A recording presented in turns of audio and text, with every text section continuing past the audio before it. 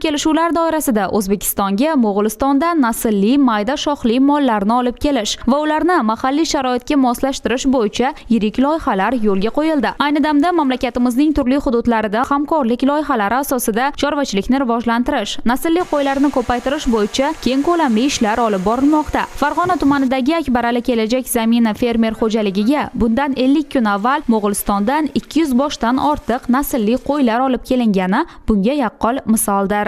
Muhtaram yurtboshimizning Mo'g'ulistonga tashrifi davomida shu xalqni hisobga olib, yurtimizga chorva bosh sonini ko'paytirish maqsadida 100 ming bosh qo'ygacha shartnoma qilingan edi ikki davlat o'rtasida. Shu shartnomani ijrosini ta'minlash maqsadida biz Farg'ona tumanida shu Akbarali kelajak zamin fermer xo'jaligiga 210 bosh chorva olib keldik, qo'ylarni olib keldik. Qo'ylarimiz kelganiga mana 2 oy bo'lib qoldi. Qo'ylarimiz eng asosiysi bizning sharoitga mos. Kelgandan shaqa mana ko'rib turibmiz, o'zimiz bevosita shuning ichida qo'ylarimiz faqat ijobiy natija bo'lyaptiki, qo'ylar semirdi, ko'payish jarayoni boshlanadi. Biz eng asosiysi biz sharoitimizga mos qulay bo'ldi.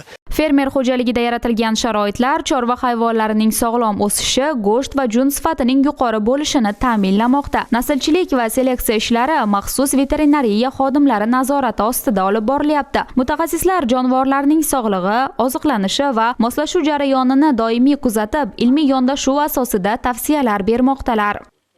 Bir oyda 2 marotaba kelib, bu qo'ylarni nazoratdan o'tkazib turamiz. Yuqumli kasalliklarga qarshi o'sha profilaktik emlashlarni olib borib turamiz o'z vaqtida. So'nggi yillarda veterinariya sohasiga juda ko'p imkoniyatlar yaratib berilyapti. Yangicha texnologiyalar kirib kelyapti. Qoramollarni berkalash, identifikatsiya qilish ishlari amalga oshirilyapti. Yaqin yillarda mayda shoxli qo'y echkilarni ham identifikatsiya qilish ishlari ko'rib chiqilyapti.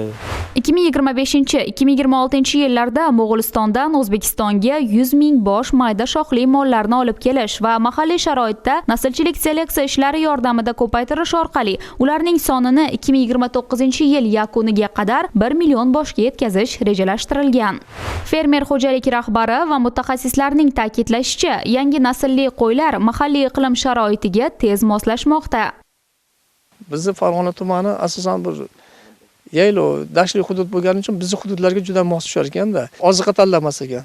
Oddiy dashtdagi shuvoq yantaq bilan ham bu qo'ylarimiz bemalol o'zi uchun oziqa hisoblab tirikchiligini qilaverar ekan. Shu tomonlari bizga juda qulay bo'ldi. Kelajagida biz birinchi navbatda shartnomamiz qolgan qismini, salkam 800 bosh shartnomamiz qolgan qismi bor, olib kelish, bozorlarimizga shu aholiga arzon va sifatli chorva mahsuloti yetishtirish. Fermerlarga juda katta ham imkoniyat bo'ldi, ham imtiyoz beryapti. Imkoniyat deganimizki, shunday chorvalarni osongina shu Mo'g'uliston davlatidan O'zbekistonga olib kelinyapti. Narxlari ham arzon va qulay. Endi imtiyoz tomoniga kelsak, bularda endisini, ya'ni qo'shilgan qiymat solig'ini 2027-yil 31-dekabrgacha to'lab sharti bilan bizga imkoniyat beryapti.